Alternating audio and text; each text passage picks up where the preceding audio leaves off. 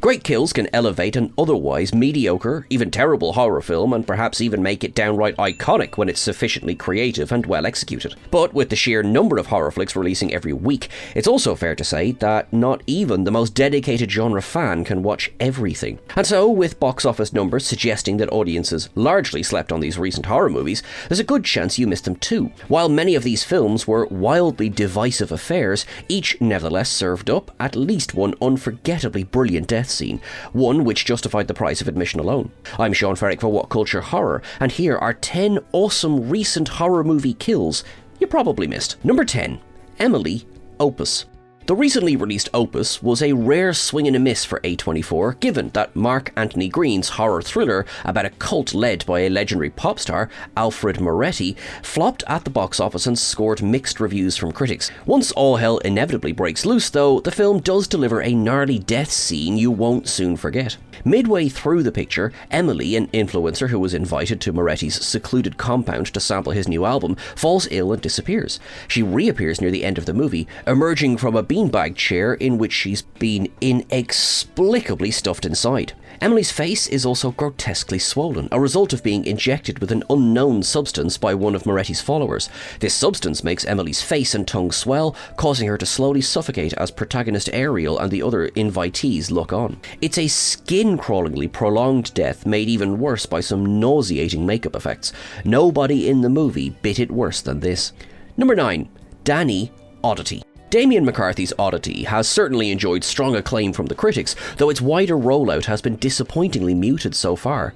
This eerie Irish horror romp gets off to a blistering start with a kill that, while not inherently graphic, benefits from a deeply disturbing execution, pardon the pun. Oddity opens with the murder of psychiatrist Ted's wife, Danny, who is renovating their new house when she's attacked by a masked killer in the middle of the night. Rather than kick the movie off with a gory death scene, though, McCarthy opts for unnerving restraint.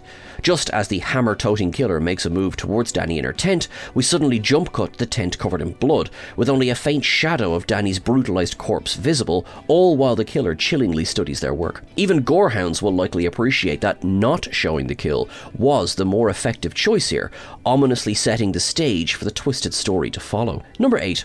Ruben and Brooke, It's What's Inside. It's What's Inside is an absolute head-spinner of a satirical horror film, revolving around a group of old college friends who reunite for a party, only to make use of a mysterious device which allows them to swap bodies. Despite being praised at its Sundance premiere, the picture didn't make much of a dent when it released on Netflix, and received more mixed notices from those subscribers who did bother to watch it. This is another movie where, despite all its chaotic drama, the body count is actually surprisingly low, with the only major death scene being an unfortunate accident. But what an accident! The calamity in question occurs when Ruben, who is in Dennis's body, and Brooke, who's in Maya's body, have sex on the roof of the secluded mansion where everyone is staying. As the pair are going at it, the stone balcony they're thrusting against suddenly breaks away, causing the pair to fall from the roof. And if that's not bad enough, they end up impaled on a spiked statue below, to the shock of all their assembled friends. This already horrific scenario is made even worse by the whole body swap fiasco, as Dennis and Maya now have to reckon with the fact that their original bodies are no more. Number 7.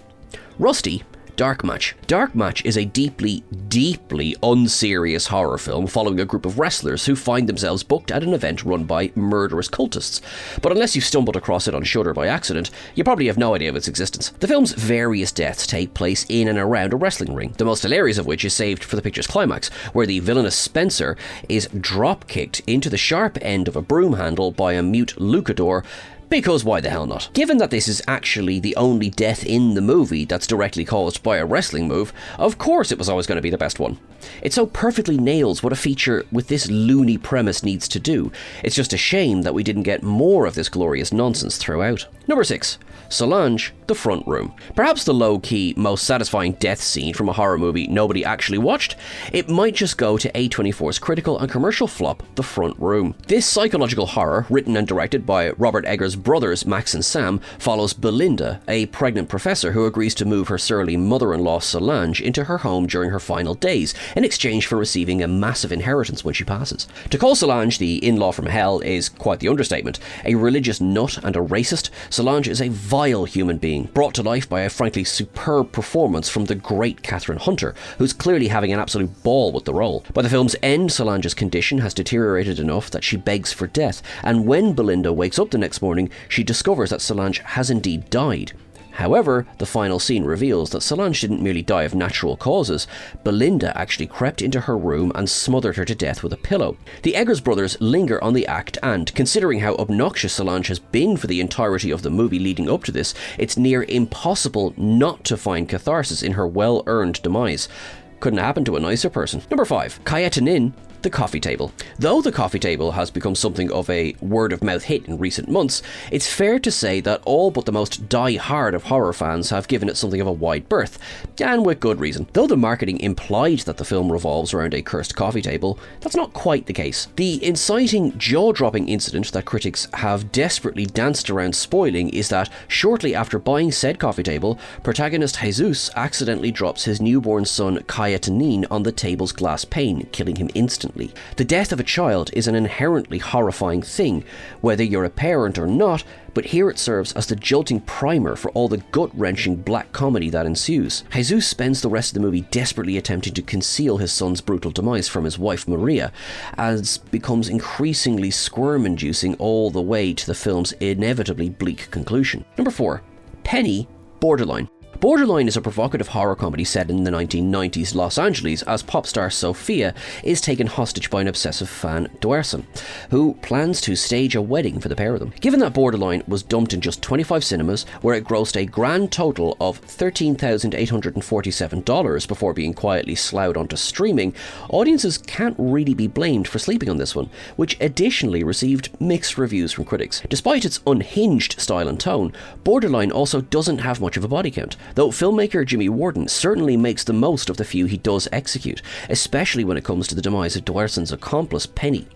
Penny, who is shown to be quite the psychopath herself, gets a very metal death when Sophia douses her in lighter fluid, locks her inside a recording booth, and then throws a burning sheet of paper inside. This causes a contained fire, which promptly sets Penny ablaze, Warden lingering on her suffering, all while a thoroughly freaked out Sophia looks on. Number 3. The Ritual, The Platform 2. The Platform 2 released to predominantly negative reviews from critics and general audiences alike, the consensus being that it was a serious step down from its tantalizing predecessor. As a result, the sequel ended up passing many potential viewers by.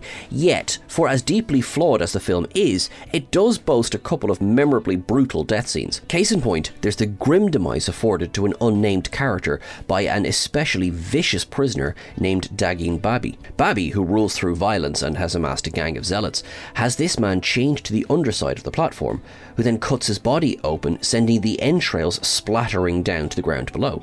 As the platform then moves down the various floors, the man's bloodied corpse is effectively paraded around for the other prisoners in a truly vulgar display of power. This is far from the only vicious act committed by Bobby throughout the Platform 2, but it is the first to truly show the deranged extent of his murderous tendencies. Number 2.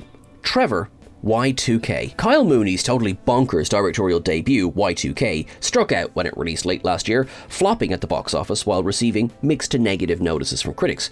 That said, the apocalyptic horror comedy, centered around technology murderously rising up against humanity at the turn of the millennium, at least delivers a number of imaginatively unhinged kills. But Mooney arguably gets the best kill out of the way at the beginning, when high schooler Trevor is approached by a remote-controlled toy car with some robotic attachments. One of the robotic arms holds up a can of hairspray, and when Trevor calls the machine a dumbass because he uses hair gel, obviously, the robot pulls out a lighter, flicks the flame, and fires the spray directly at Trevor's face. The result is Trevor's face being barbecued beyond recognition by a fireball in a matter of seconds, quickly forcing the assembled partygoers to reconcile that all the Y2K scaremongering is in fact totally legit. Number 1. G-Man, Hellboy, the Crooked Man. It's not unfair to say that the latest Hellboy movie basically fell off the face of the earth within days of its release, having both tanked at the box office and generated little discussion since dropping on streaming a short time later. And so you probably missed out on the film's one awesome kill, which occurs at the very start of the movie. In the opening scene, Hellboy and his partner Bobby Joe Song are aboard a train with a random BRPD agent while transporting a toxic spider. To the surprise of no one, it takes a mere hot minute for the spider to break free of its confinement, revealing itself to be a massive car-sized arachnid that's not at all happy about its treatment. After smacking Hellboy around, the spider turns its attention to the G-Man, pouncing on him and impaling his face with one of its long legs, causing his head to instantly explode in a shower of gore. Sure, the CGI spider's pretty rough, but the mercilessness of this kill at least made audiences appreciate that the movie was going to lean hard on its R rating.